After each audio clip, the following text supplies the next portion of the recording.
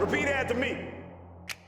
I am a revolutionary. I am a revolutionary.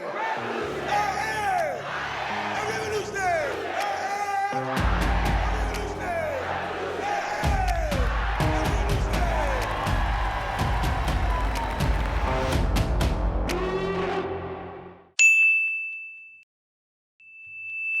Alright, Judas and the Black Messiah.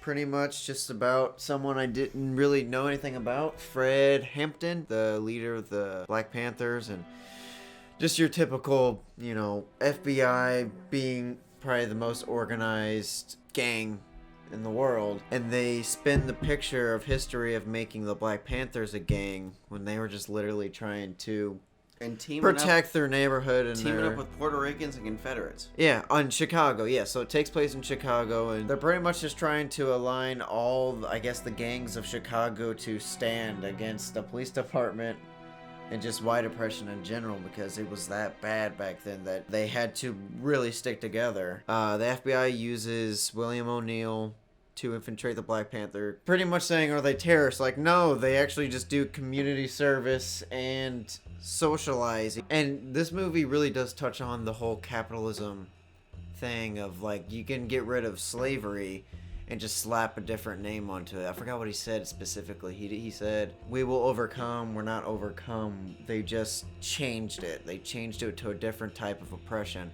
Until that ends, you'll never be free. And it's true, and still to this day, we're dealing with these problems.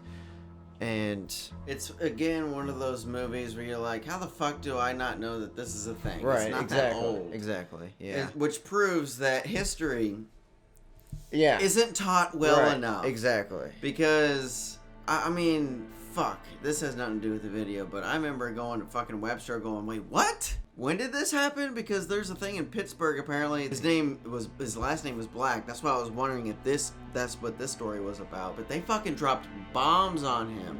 Leveled a whole building to kill him. Shit, like, what? When did this happen? 100 years ago? No! And still, in a way, it just, like, the oppression evolved. Legally and all this other thing. Oh, they want freedom? Okay, we'll give them freedom. We'll give them selective freedom. We'll give them this little freedom.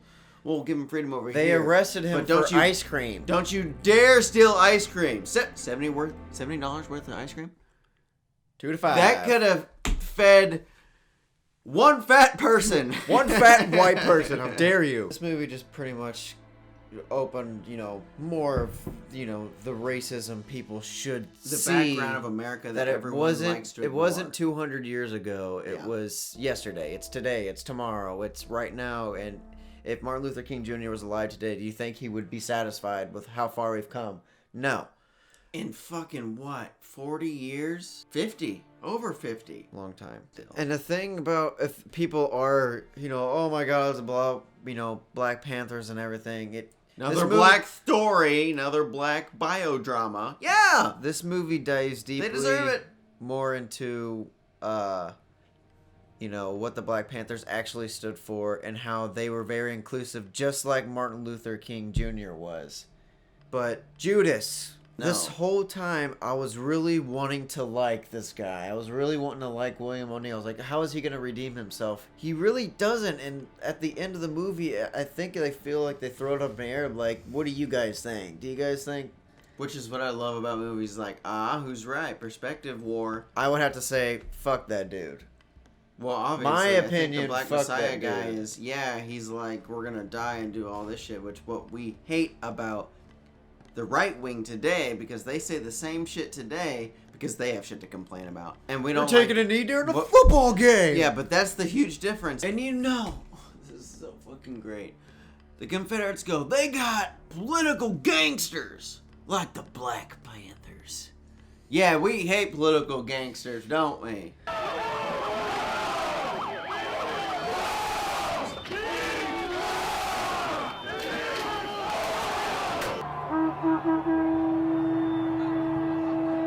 The Black Panthers didn't storm the Capitol, did they? Because they would die. It's hypocritical. They wouldn't be holding their fucking nightsticks out like this, checking people. They would pull their fucking gun out and shoot them. Only one chick died in that. You know, I just realized just recently, white terrorists have been put on. Well, have been put on the list of, yeah, we should probably watch out for white extremists. But, you know, just recently. they're white. Kyle Rittenhouse can kill like three yeah, people, three people, and then go hang out with some white supremacists in a bar. Fuck you, motherfucker! These movies, I love these movies. Biodramas, I think level up with the extreme fantasy. Like my preference is extreme fantasy, or you know, just biodramas. Extreme reality. Yeah, I love this movie. What did you think? even the angles and stuff. Oh, the cinematography it was fucking. pulled you here, it dragged you over great. here, it zoomed you in somewhere else. It was great. My favorite part is when he was saying I'm a revolutionary, and he was fucking smacking that podium, smacking it. Oh. A revolutionary! A revolutionary!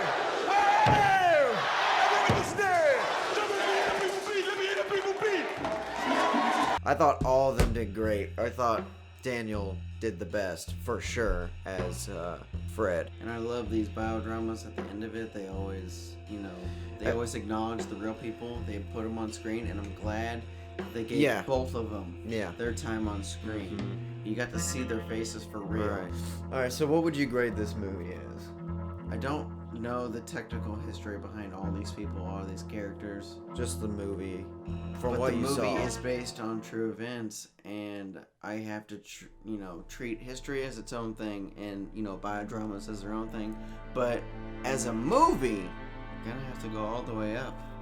I think A. I don't know what was wrong about this movie. Me too. I would have to give this an A2, but my problem with the movie was that Bill was the worst at trying to hide that he was an FBI informant. He First of was all- the worst at. If I was the other people, I'd be like, this guy is definitely the rat. He's blinking, he's sweating every time Think we about talk this. about They're this like, shit. hey, I got this new guy. He wants to be part of the crew. They're like, what's his name? William O'Neill. Overall, I like this movie. This was definitely better than The Little Things. So,